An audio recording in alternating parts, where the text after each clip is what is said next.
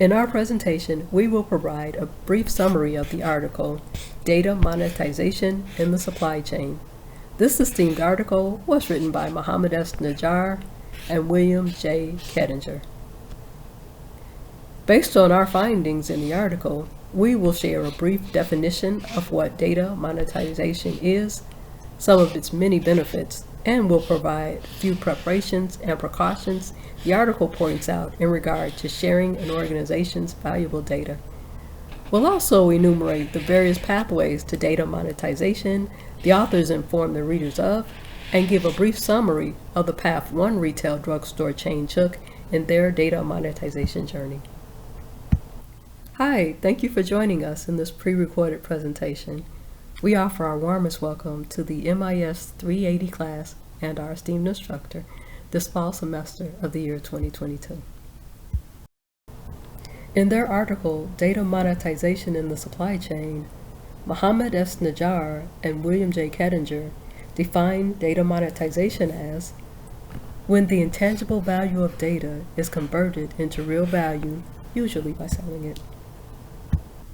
Data monetization offers benefits to retailers as well as their supply chain partners who choose to purchase it. Data monetization offers retailers potential to derive monetary benefit from existing data related to POS, consumer loyalty, and inventory sales data, while also bringing opportunities for IT cost sharing and partial data analysis cost recovery.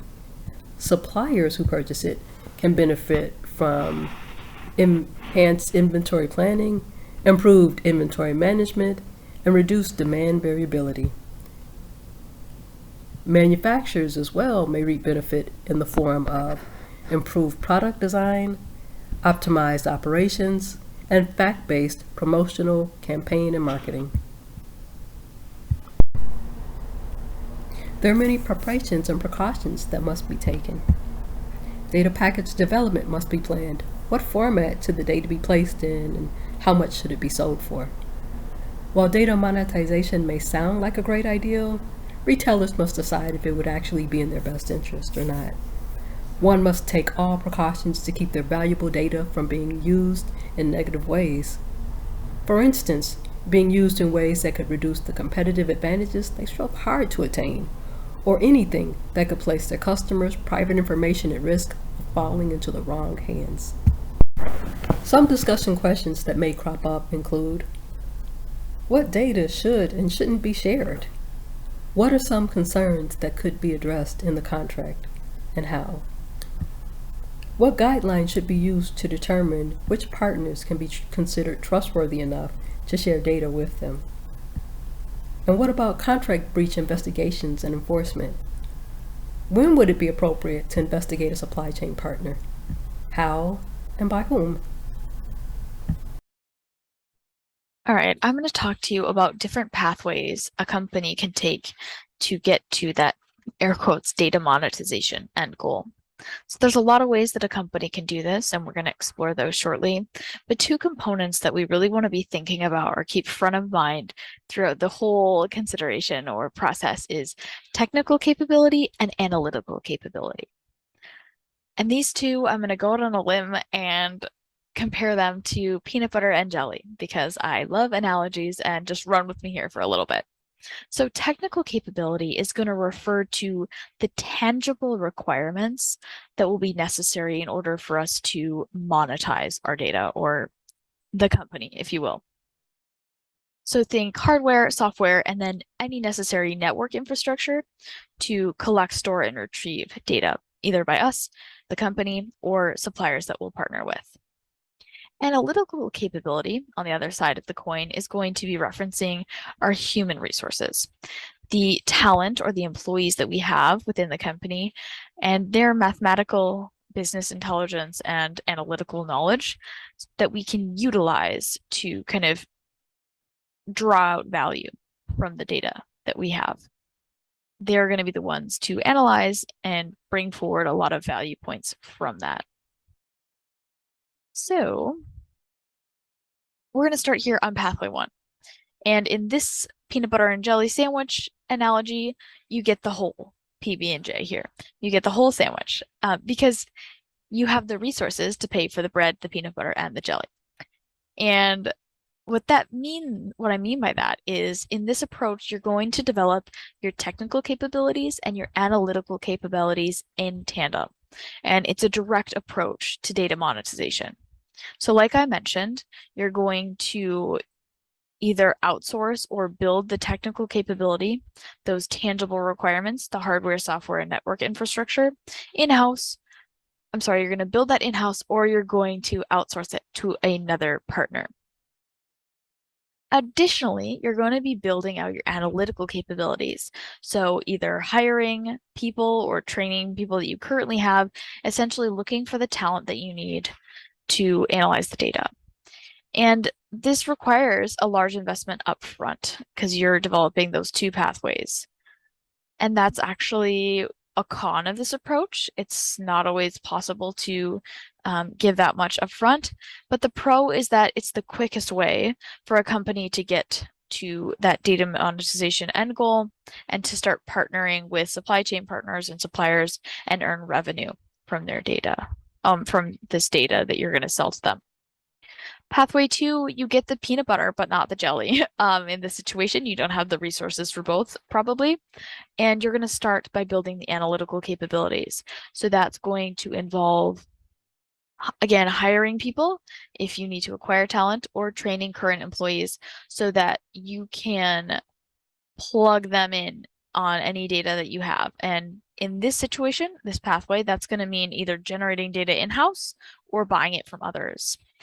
In this situation, you can't really start marketing on the basis of having big data and monetizing on the fact that suppliers can benefit from the information they can glean from that big data because you don't have it, right? Like I said previously, you're going to be buying it or you're going to be generating it in-house. So you can't really say, yes, buy this data.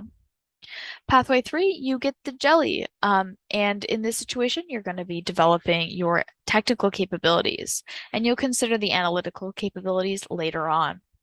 In this situation, you're really focused, or the company's really focused on building a war chest of data. And that means that we need technical infrastructure in place to, again, be able to collect, store, and retrieve the data that we will have or we will acquire. And in this pathway, that often means partnering with a third-party partner to build that infrastructure, or if they already have that infrastructure, you're going to partner with them so that you have a solid platform or foundation to store data. That is obviously critical for data analytics and therefore monetizing that data. You need to have it to sell it. And so this is that first step there. And it's necessary for the company, us, and suppliers that are going to pay for that data to be able to share it securely. Ultimately, we can develop the technical capabilities, that infrastructure, those tangible requirements of hardware and software internally, or as I mentioned, we can utilize a third party to house the data. And the pro of this route is that it doesn't require as much initial investment upfront because you, again, only got the jelly. You only have one out of two, but it still provides a direct avenue to monetization in that the suppliers or the partners that are going to purchase this data from you will have the analytical capability in their wheelhouse to analyze the data. So you're still going to be able to gain that revenue. And the only con there is it's going to make the company more reliant on the analytical capabilities of the suppliers. A couple additional discussion questions from this content I posed was, are there any other pathways a company can take to stand up the data monetization capabilities and to gain revenue there? What's the typical timeline for an endeavor or initiative like this? And are there ways to streamline that process at different points in the project? And finally, is there a way to gauge upfront before investing if the return on investment of data monetization for a given company will be worth it in the end, because it can be sizable. And some thoughts I had there was, can we do risk analysis? Can we do comparison to other companies in the same industry? And is there a route to analyze that ROI? Hi everyone, I'm Ling. And now let me take you dive into the journey to data monetization. Among the three pathways that my teammates have already discussed above, Truco decided to follow the third pathway, and here are some the reasons why. They recognize that they have a very great and potential data pool, such as a very huge amount of transaction. It's about 1.2 to 1.3 million transactions every day. They also have many retail locations, big amount of stock keeping units across the company, and a diverse customer base. Besides that, they also recognize their limitations and challenges, such as limited shelf space and various inventory according to the local area. Also, they know that data analytics will essentially benefit them in marketing campaigns, shelf patterns, inventory levels, and stock keeping units customizations. Okay, so before we go into the details of the journey, let me give you a quick summary of how Troco process the data monetization. So there are four stages. In the first stage, they build the BI and A capabilities. In stage 2, they connect and share information with the suppliers. In stage 3, they monetize the data by charging for it.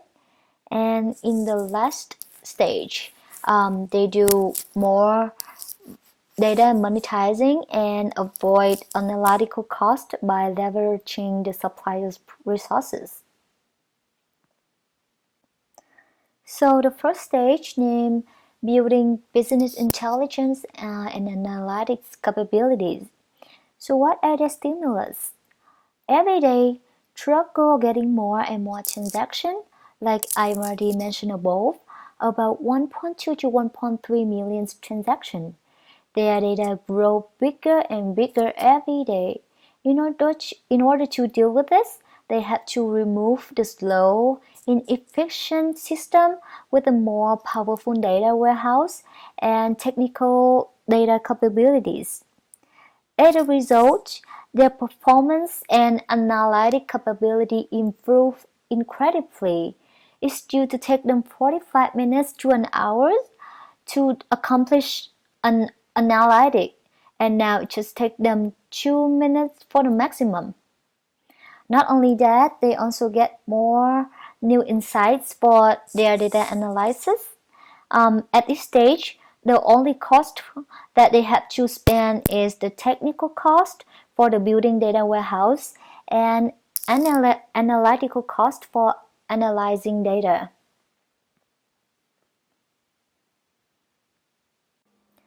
Okay, so here are some discussion points that I have for this part. The first one is that why did Truco choose the third pathway over the two other pathways? The answer is that because their database management system and analytical tools become so slow and inefficient while the data growing exponentially. So it is crucial for them to upgrade the in-house technical data capability first. Also, this is a good way to exploit their inherent advantages of data, such as I already mentioned that they have a big amount of transactions, diverse customer base, different store locations. Another reason is that this is a good way that can help them to save money for analytical cost by exploiting its supplier's analytical capability. The second discussion point is that will it be as same as effective if Truco use other pathway instead of the third one? And my answer is no, because the initial issue of the company was the growing data and the slow and ineffective IT infrastructure. So they have to deal with this one first. If they follow the pathway 2, they have to have a strong technical capability first, which they didn't have. If they follow the first one, they have to spend more money on analytical capability, such as training employees or hire business analysts. So they're not gonna maximize their profits as the third pathway. Hey everyone, I'm Jeremy Olson. I'm going to be discussing Stage 2 and Stage 3 of DrugCo's data monetization journey today. So the main takeaway of Stage 2 is that we have a cloud-based portal that was made. This allowed DrugCo to share their data with their suppliers. So the data that's shared was point of sale, customer loyalty, and transactional. Transactional meaning if DrugCo bought a certain product from supplier B, that will be recorded in the transactional data. So this allowed collaboration of mutual business goals between DrugCo and its suppliers, basically the mutual business goal being they both wanted to increase their profits. So this brings us to who received access to the cloud. There was an anonymous analytics firm in the paper, didn't want to be named, so it was named 3PP in the paper. They performed BI and A services for DrugCo. They cleansed the data and uploaded it to the cloud, and they basically served as a liaison between DrugCo and its suppliers. And then the suppliers were obviously able to access to the cloud, but there wasn't a lot of trust that was built up between suppliers and DrugCo yet. So non-disclosure agreements were signed. Suppliers were prevented from copying data from the portal. They just didn't want that information being shared elsewhere. This brings us to the goals of Stage 2. The main goal for both supplier and DrugCo is to optimize the supply chain. So being that they had access to all this data that they didn't before, they could kind of enhance their marketing campaigns. They could plan for production if they notice that they're running out of product at a certain time of the month at a certain store every month. They can kind of plan for that, make sure they have enough product to send that out, and they can kind of price and inventory manage accordingly with that as well. An advisory board was formed to oversee improvements to the portal on this stage. And this really laid the technical foundation for data monetization when they started selling their data, which we'll discuss in Stage 3. So the discussion points here that I made up, which technologies made data monetization possible? So really without business intelligence and analytics, there's just not a market for the data. So unless you have that in place, there's no reason for you to have this data. There's just not a lot you can do with it. So you need that for sure. And this cloud-based data portal, that's really what led to kind of the rest of this as well. So those are the two big technologies that are needed. You need a way to share it, and you need a purpose. And then what are the risks of sharing data before trust is built? Basically, it's just rather thorough data that you might be sharing, and you just don't know how they're going to use this information. They might be using it to help your competitors, and if they notice a problem with your data in your company, you basically just want to make sure that they're going to tell you about that problem, even if it doesn't benefit them. So once that trust is built, then you can kind of be confident that it's a good idea to share your data. We move on to Stage 3 here, with when DrugCo started to charge for their data. So reporting capabilities were really customized in this stage, and they had 4 levels of data packaging for point of sale data that we'll discuss in the next slide. There's basic, bronze, silver, and gold.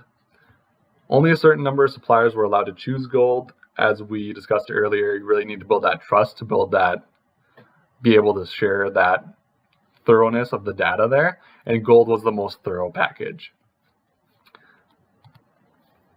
So here are the 4 packages. You'll see they all kind of build off of each other. And you'll actually see that basic was the most common of all the suppliers at about 55% of the suppliers in that category. 12.2% is actually the least amount of suppliers in any category, and that was the gold package. It was kind of seen as a privilege in DrugCo's eyes to be able to be in this gold package, so they really wanted to make sure that trust was built before you were put in that gold category.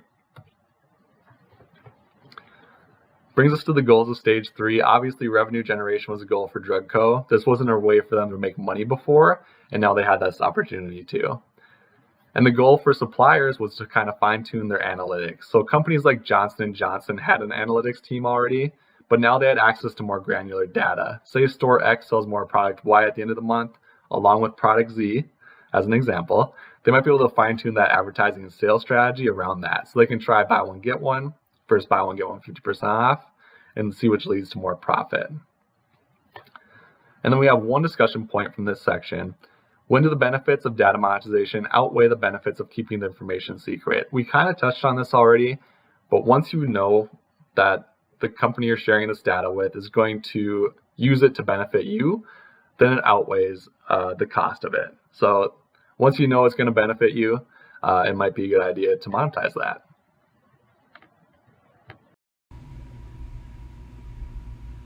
Next up, we have the fourth and final stage. In this stage of DrugCo's data monetization process, the work put in during the 3 previous phases begins to pay off in exponential ways. So, what happened during stage 4? Well, after stage 3, where DrugCo first put their data up to be accessed by others, the demand for use of their data sharing platform rose quite a bit. The first step in this phase was scaling up their online platform. This gave DrugCo's suppliers more computing power to use on increasingly complex analyses. Additionally, there's a higher standard of transparency established in this phase, where suppliers could see a lot more data from DrugCo, and DrugCo could see exactly what the suppliers were doing with their data. As a result of this transparency, trust was developed between DrugCo and its gold member suppliers. Because of the increased transparency along with other things happening in this phase that we'll get to later, DrugCo is able to trust and value the opinion of its suppliers.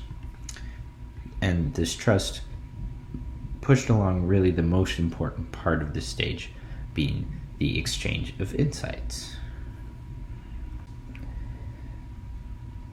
So, what exactly does the exchange of insights mean in this context, and why was it so important to DrugCo?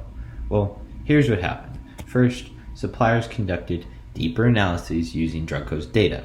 So, according to the article, DrugCo's largest suppliers had more analytical know-how and power than DrugCo. So, along with the newly updated platform, suppliers began to use their advantage to analyze and find insights within DrugCo's data that DrugCo couldn't have found themselves. Second, DrugCo makes decisions based on insights. As the suppliers began to start sharing these insights to DrugCo, the company gradually started acting on these as they proved more and more valuable to the supply chain and revenues of the company. These insights had to do with things like which products to stock, which products were sold together and when, and what items to promote and when. As these insights were acted upon, both parties began receiving the benefits. So, what are the benefits that surfaced during this phase, and why were these new developments important? Well, first, benefits to the supplier. The supplier received more data and computing power from DrugCo using that newly updated platform that we were talking about. They also, due to the success of the data analytics they shared with DrugCo, got more influence into the inner workings of DrugCo. Benefits for DrugCo. DrugCo got better insights as the suppliers had better analytical know-how than DrugCo did. They got better stock and better sales strategy as a result of the insights from the suppliers. The article even touches on how, as a result of better stock, they also got increased customer retention as well. Think, for example, a DrugCo store was out of a certain item, so a customer went to a different company's store to buy that same thing. This effect was reduced because of the improvements to the supply chain. Now, both parties got two major benefits. The first being a better business relationship, which won't be discussed too much here because it's been covered over the course of this whole phase. The second is more revenue. DrugCo didn't have to pay for as much analysis because suppliers were doing it instead. DrugCo made smarter decisions, optimized their supply chain, and therefore made more money. Suppliers gained more money as DrugCo's sales increased and needed to purchase more product from suppliers. And that is the gist of stage 4. Now, on to discussion points for this stage. What are the benefits of the tiered data access that DrugCo uses? Well, first, it helps foster that security and trust that we've been talking about over the course of this presentation. DrugCo limits access to data based on, yes, how beneficial suppliers are to the company, but also how trustworthy they've been. The tiers benefit the data's security as DrugCo is able to share its data, but only with the suppliers that they trust. This tiered data access also fosters a sort of competition between suppliers. Being in the gold tier provides a sort of strategic advantage for a supplier, and the article mentions how the suppliers began to compete for the top spot with the most influence in DrugCo and the most revenues from DrugCo. Also, I'd imagine as demand for a spot in the gold tier increases, DrugCo could potentially charge more for being in that position. I don't know, but either way, this tiered data access system is seen to achieve that balance between transparency and security that was mentioned in earlier discussion points. Hey guys, my name is Christian Reuter, and I'm going to be running everybody through the last part of our presentation here, which is mostly focused on the lessons learned or the takeaways from this case study on DrugCo. And so the first one we wanted to talk about is when a business undergoes data monetization, they really have to consider how creating and sharing their data will almost definitely change the relationships they have with their suppliers and also other third parties that they interact with. And it'll also almost definitely shake up their business models too. So it's kind of a very big thing. And a few ways that this can manifest is first through the introduction of supplier competition. Suddenly, when you sell your data, you have a lot of different tiers like DrugCo has, where there's different data packages that you can kind of qualify for and then purchase. And so when that's a thing, you're going to have your suppliers all kind of vying for the top spot, the category captain roles, or just higher tiers in general. And then there's also a bit of a risk of losing the advantages that DrugCo has, or any business has, when it sells its information over its suppliers. Because having information that your suppliers or competitors or anybody doesn't have is absolutely an advantage. So you do kind of risk losing that a little bit. And then lastly, data monetization really does create a new business model for the company. It's a brand new product being data in a brand new market. So that really kind of shakes things up inside the organization and outside of it. And then the second one that we wanted to talk about is the business really has to identify where it is in the process of monetizing its data. And it also has to figure out where it wants to go or what its end goals are. And so ideally for most businesses, the ideal end result is deeper insights into their business, a revenue stream, and reduction in their costs. It's really pretty simple, but that's really what a business is going for in almost anything it does. And in order to achieve this, they should focus on a few things here. First, they need to prepare their data for sale, which really just means cleansing the data, making it useful for their customers, which would be their suppliers. And then they need to assess the need for third parties to join the process. This would be if they need to kind of outsource the analytical capabilities if they don't have enough, which would be the people, or the technical capabilities, which would be things like data warehousing. If they don't have the resources to handle those things themselves, then they might need to reach out to third parties for that kind of assistance. And then they need to market their data and encourage their suppliers to get on board. So they really need to make their data enticing and make it something that holds value for their suppliers. And once they kind of go through all of that, a big thing that they'd like to do is to avoid costs by leveraging their suppliers' resources instead of their own. And then lastly, kind of once they've gotten a good hold on their data monetization, recognizing and rewarding the best suppliers kind of creates that whole competitive aspect, which really benefits DrugCo immensely. It's a little bit tough for the competitors, or for the suppliers, excuse me, but it's a big benefit for them. And the third takeaway is mostly focused on kind of keeping the business safe legally and in the public's eyes. So it's about developing contracts to ensure adherence to data monetization policies, or in other words, just written agreements that keep the company safe and keep its information and data safe. So this is things like NDAs, non-disclosure agreements, which outline what the suppliers can and cannot say, and data sharing and purchasing contracts, which outlines what they can and cannot do with the data. And doing these things really reduces the risk of important information leaking to the public or competitors, which is obviously something you really don't want as a business. And the fourth and final takeaway kind of goes hand in hand with the last one. It's just about nurturing trust between the involved parties. So this is DrugCo, its suppliers, and any other third parties involved in the monetization process. Doing this reduces contract costs and potential negotiation conflicts, because if there's already trust built between the two or more parties, then you don't need as many contracts, really, is the bottom line. And achieving this kind of strong business relationship where there's a lot of trust really boasts mutual benefits for everybody.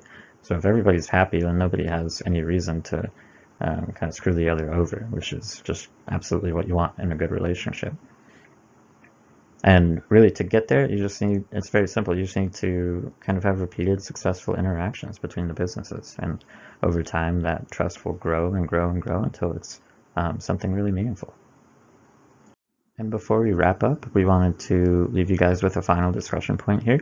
And so that is, during data monetization, how can a business avoid its suppliers playing dirty in the struggle to become category captains, or even just finding a higher tier in the data packaging world? So we got a couple answers. One would be avoiding favoritism, bribery, and all other unethical practices on DrugCo's part. And then awarding fair play with goodwill and eventually higher data packaging offers. But there's probably a lot of answers to this, so we'll leave the rest to you guys. But that just about wraps everything up from us. So thank you guys so much for watching, and we're looking forward to watching all of y'all's presentations. Bye-bye.